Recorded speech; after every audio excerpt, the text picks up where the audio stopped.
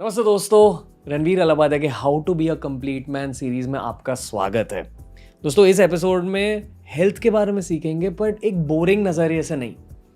30 साल की उम्र में आपकी हेल्थ कैसे होनी चाहिए, 40 साल की उम्र में आपके हेल्थ के बेनिफिट्स के लिए, 60 साल की उम्र में एक हेल्दी बॉडी के लिए आज आपको क्या करना है, उन चीज़ों के बारे में बहुत ही आसान तरीके से आपको कुछ गाइडलाइंस दे दूंगा। बहुत ही आसान गाइडलाइंस है, ये याद रखिए। और इस वीडियो में हम मेंटल हेल्थ और मेंस इमोशनल हेल्थ के बारे में भी बात करेंगे। मेंस इमोशनल हेल्थ होती क्या है? मेंस इमोशनल हेल्थ मतलब आपके दिल की हेल्थ, कि आप कितना दर्द लेकर जी रहे हो या कितनी खुशी लेकर जी रहे हो।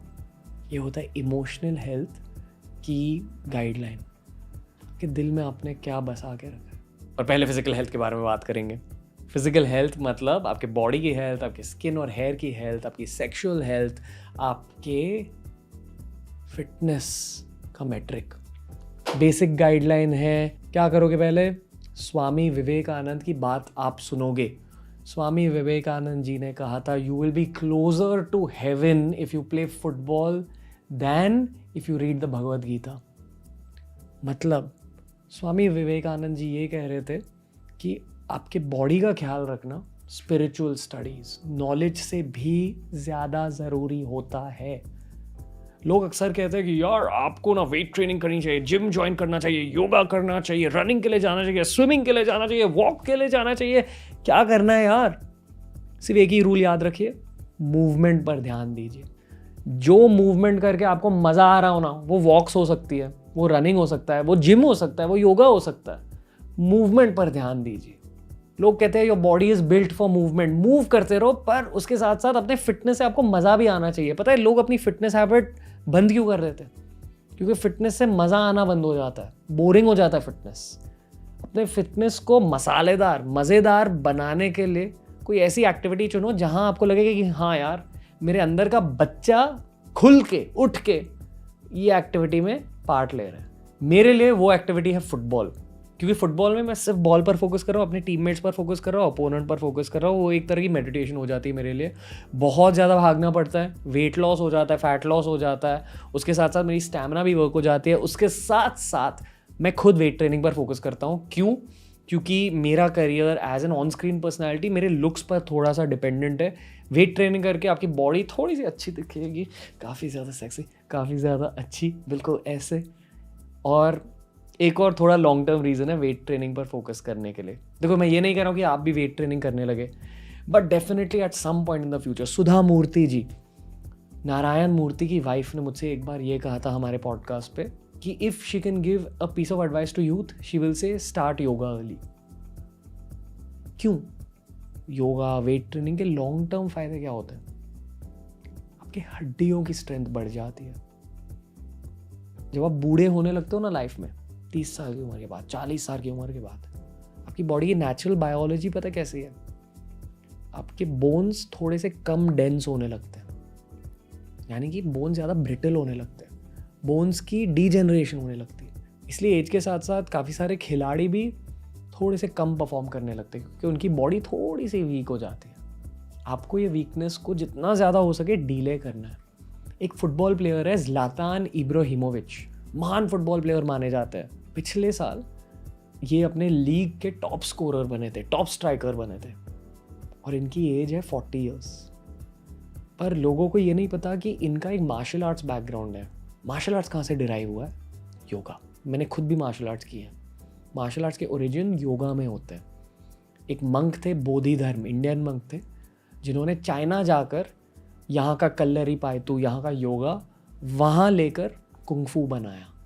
कुंगफू से बाकी सारे मार्शल आर्ट्स निकल कर आए, कराटे, जूडो, उन्हीं मार्शल आर्ट्स और उसी योगा का फ़ायदा उठाकर ज़्लातान इब्राहिमोविच ने अपने बॉडी को मेंटेन किया, अपनी परफॉर्मेंस को मेंटेन किया। आपकी फिजिकल हेल्थ, आपकी मेंटल हेल्थ, आपकी सेक्सुअल हेल्थ, आपके फेस, आपके हेयर की हेल्थ, सारी चीज़ों को बेनिफिट मिलेगी योगा और वेट ट्रेनिंग से। इसलिए इन चीज़ों को मुझे हाईलाइट करना है। हफ्ते में 1 या 2 बार भी किया ना, बहुत हो गया आपके बॉडी के लिए। But at its core movement पर फोकस कीजिए। कोई ना कोई मूवमेंट अपनाइए। वो डांस भी हो सकता है, कोई स्पोर्ट भी हो सकता है, वॉकिंग हो सकता है, जॉगिंग, रनिंग, जो भी, स्विमिंग, बट रेगुलरली उसे कीजिए। Point number 2। दूसरा पॉइंट बहुत ज़्यादा सिंपल है। लोगों का फैट गेन क्यों होता है, लोग अनफिट कैसे बन जाते हैं? एक बार गंदा खाना खाने से, एक बार अपना वर्कआउट स्किप करके नहीं, अपनी आदतों की वजह से, अपने रूटीन्स की वजह से, आपके रूटीन्स की वजह से आप फिट या अनफिट बन जाओगे। ठीक है, चलो न्यूरो साइंस की बातें करते हैं। इसी सीरीज के एक वीडियो में हमने प्री फ्रंटल कॉर्टेक्स के बारे में बात किया था। क्या होता है प्री फ्रंटल कॉर्टेक्स? आपकी ब्रेन का आगे का हिस्सा जो आपके पूरे लाइफ में डेवलप होता जाता है। जो भी आपके हैबिट्स हैं, जो भी आपके आदतें हैं, वो आपके प्री फ्रंटल कॉर्टेक्स को अफेक्ट करती जाएंगी, उसे मोल्ड करती जाएंगी, उसका शेप, उसका स्ट्रक्चर बदलती जाएंगी। उन बदलाव के साथ साथ एक और बहुत बड़ा बदलाव होता है आपकी आदतों की वजह से, और वो है न्यूरल पैटर्न फॉर्मेशन। इसका क्या मतलब है? न्यूरॉन आपके ब्रेन के सेल्स होते हैं, ठीक है। अभी इन सेल्स को अगर आपने एक तरीके से अलाइन किया, एक पैटर्न बना दिया, उस पैटर्न की वजह से आपकी बॉडी में कुछ ना कुछ होने लगता है, आपके सोच विचार में कुछ ना कुछ होने लगता है। कुछ नई चीज़ सीखी, उसका ये मतलब है कि एक नया पैटर्न बन चुका है आपके दिमाग में।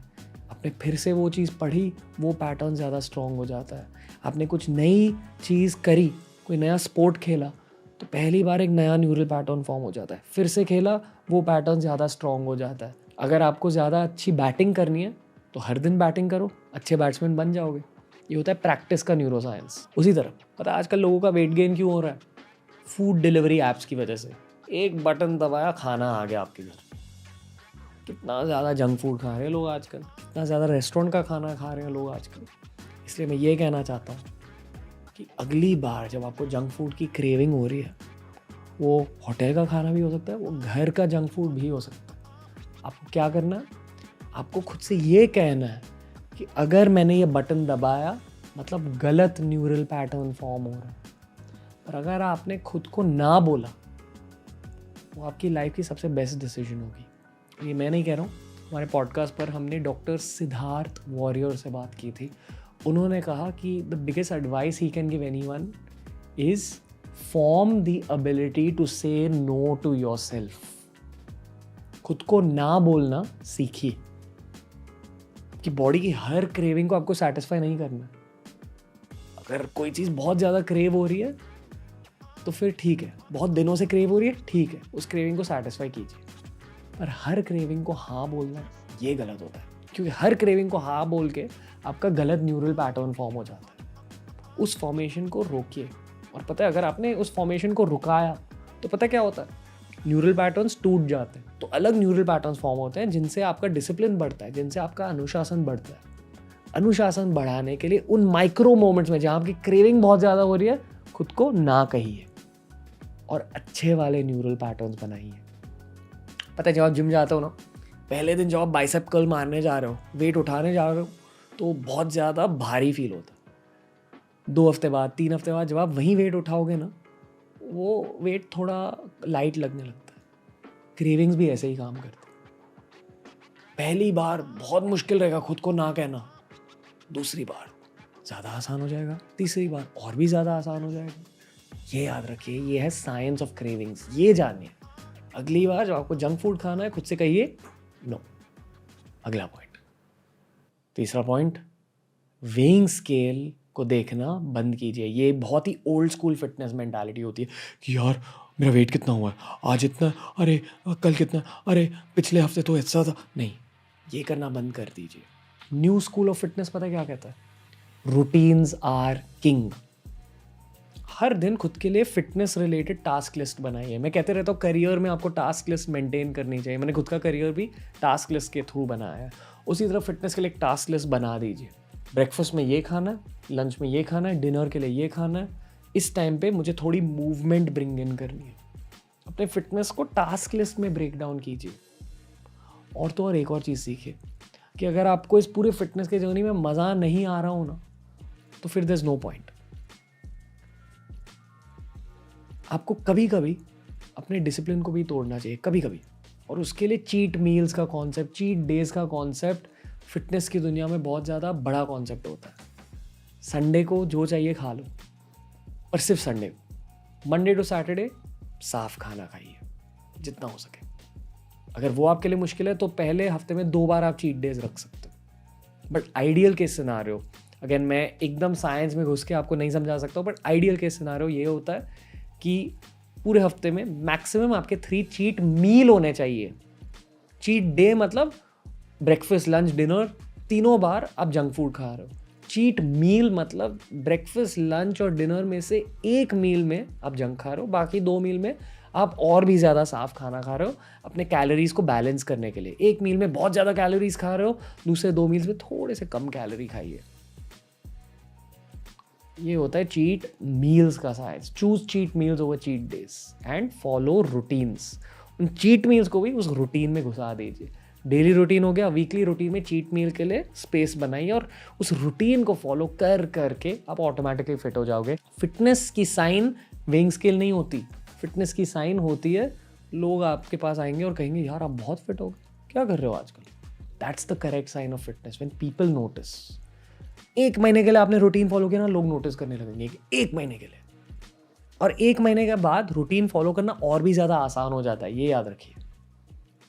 नेक्स्ट पॉइंट बहुत ही सिंपल फिटनेस पॉइंट है एंड द पॉइंट इज जितना हो सके घर पे जंक फूड मत लाइए, रखिए ही मत।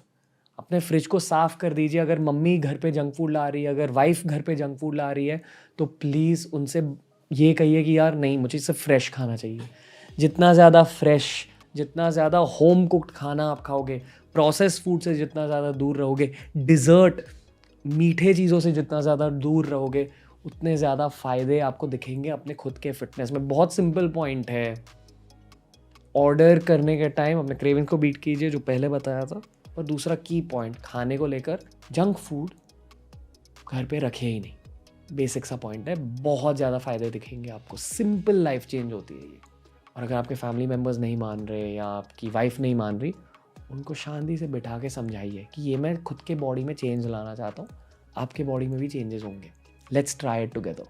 ग्रुप मोटिवेशन अगला पॉइंट। मेडिटेशन के बारे में बहुत ज़्यादा बातें की हैं, अगला पॉइंट है मेडिटेशन। क्यों? दंडपानी एक वर्ल्ड रिनाउंड मंक है, एक लीडरशिप कोच है, करियर कोच है। उनसे बात हुई हमारे पॉडकास्ट पे। उन्होंने मुझसे ये कहा कि यार हर किसी को पता है कि मेडिटेशन की वजह से आप बहुत शांत हो जाते हो और आपका फोकस बहुत ज़्यादा बढ़ता है, पर क्या आपको ये भी पता है कि मेडिटेशन की वजह से आपके हैप्पी मोमेंट्स में, खुशी के पल में आप ज़्यादा खुशी एक्सट्रैक्ट कर सकते हो। पता है, जब आप कोई बहुत ही अच्छी चीज़ खा रहे हो संडे को, कोई लोग टीवी देख के खाते हैं खाना, कोई लोग खाना खाते समय दूसरी चीज़ों के बारे में सोचते हैं, करियर के बारे में, गर्लफ्रेंड के बारे में, वाइफ के बारे में, पेरेंट्स के बारे में। पर ऐसा भी हो सकता है कि खाना खाने के टाइम आप सिर्फ खाने के बारे में सोच रहे हो। टेस्ट कैसा है, टेक्सचर कैसा है, फीलिंग कैसी है आपके मुंह में, खाने में घुस के खाना खाना, बीइंग माइंडफुल अबाउट एन्जॉयमेंट। खाने के टाइम सिर्फ खाने के बारे में सोचो। बहुत मुश्किल होता है, आसान नहीं होता है, पर दंडपानी जी ने कहा कि मेडिटेशन की वजह से ऐसे फ़ायदे होने लगते हैं कि अच्छे मोमेंट्स के टाइम आप सिर्फ उन अच्छे मोमेंट्स के बारे में सोचो। फैमिली के साथ हो, करियर के बारे में नहीं सोच रहे हो, टेंशन के बारे में नहीं सोचो, प्रॉब्लम्स के बारे में नहीं सोचो। आपकी एन्जॉयमेंट्स आप ज़्यादा बढ़ा सकते हो मेडिटेशन के थ्रू। और ऑब्वियसली क्योंकि मेडिटेशन की वजह से आपका फोकस बहुत ज़्यादा बढ़ता है, करियर में भी आपको फ़ायदे दिखेंगे। सिंपल मेडिटेशन बता देता हूँ आपको, अगर आप बिगिनर हो, 10-15 मिनट की मेडिटेशन आपको करनी है। बैक स्ट्रेट रख के, आइडियली क्रॉस लेग बैठिए या कुर्सी पे बैठिए, ठीक है, पैरों को ज़मीन पर डालिए, बैक स्ट्रेट रखिए और कोई भी मंत्र का जाप कीजिए। आपके रिलीजन का मंत्र हो सकता है। अगर मंत्र जाप नहीं करना तो फिर आपको सिर्फ अपनी ब्रेथ पर फोकस करना है। Breathe in, breathe out. ये करते करते सिर्फ ब्रेथ के बारे में सोचिए, कैसे फीलिंग आ रही है आपके नाक में, आपके गले में। सोचते सोचते आपका दिमाग भागने लगेगा, यार मेरे को मैथ्स का होमवर्क करना है, यार बिजनेस का ये प्रॉब्लम है। और ये बहुत नेचुरल चीज़ होती है। आपके दिमाग का काम है यहाँ से वहाँ भागना, अलग अलग चीज़ों के बारे में साथ में सोचना।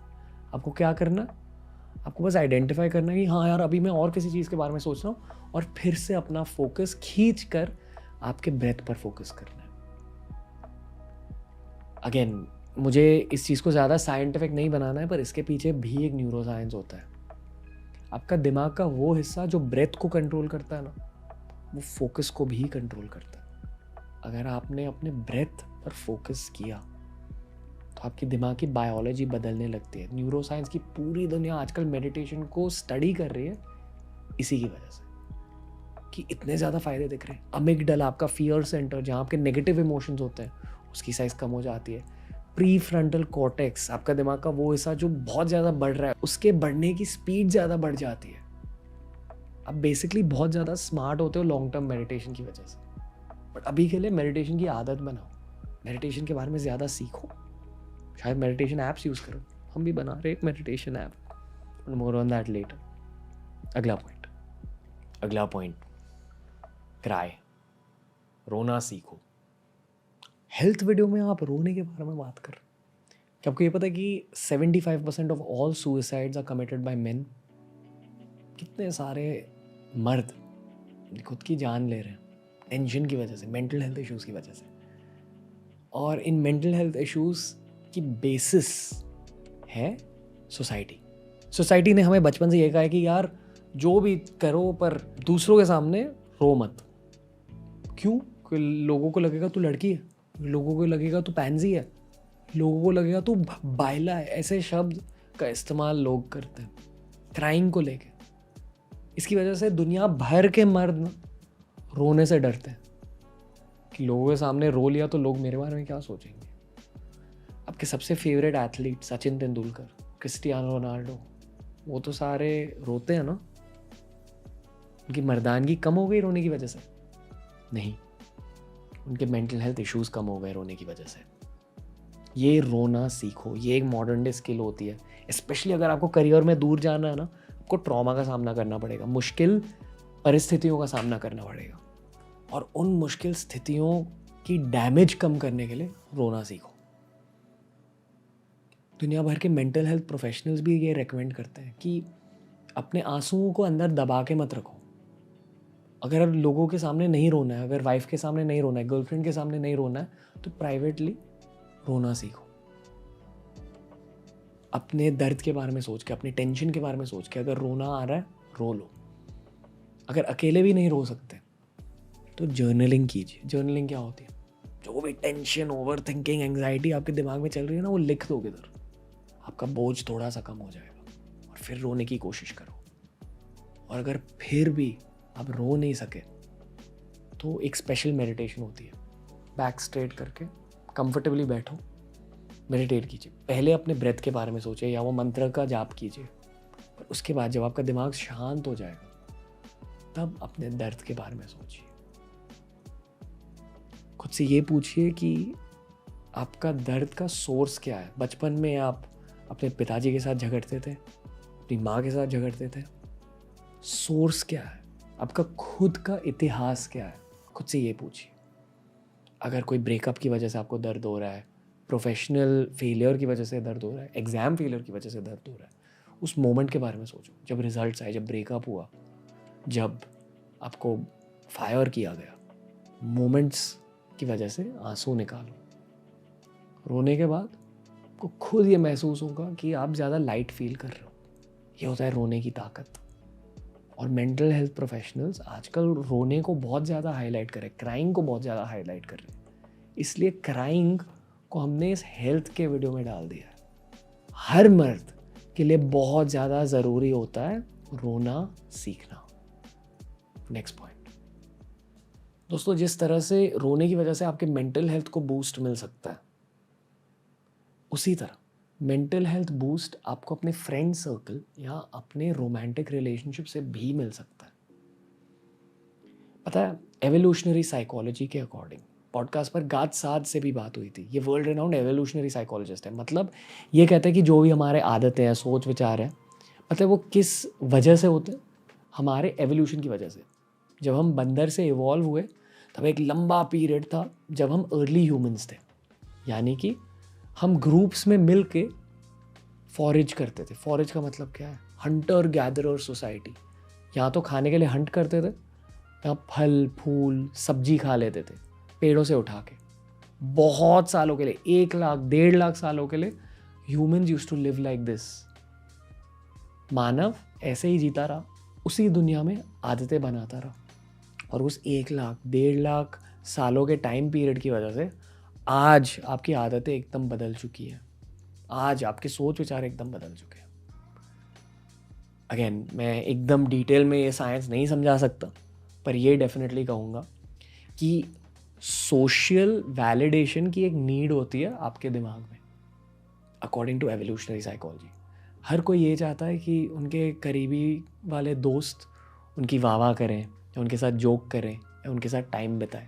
इसकी वजह से एवोल्यूशनरी साइकोलॉजी के अकॉर्डिंग आपको ज़्यादा शांति फील होती है। मेरे एक बड़े मेंटर हैं, सिड रॉय कपूर, बॉलीवुड के प्रोड्यूसर हैं। उन्होंने भी मुझे यही एडवाइस दी थी कि early on learn to not take yourself that seriously and stay in touch with your oldest friends in life. खुद पे हंसना सीखिए, खुद को इतना सीरियसली मत लीजिए, और कोई ना कोई बचपन की दोस्ती मेंटेन करिए लाइफ लॉन्ग, पूरी लाइफ के लिए।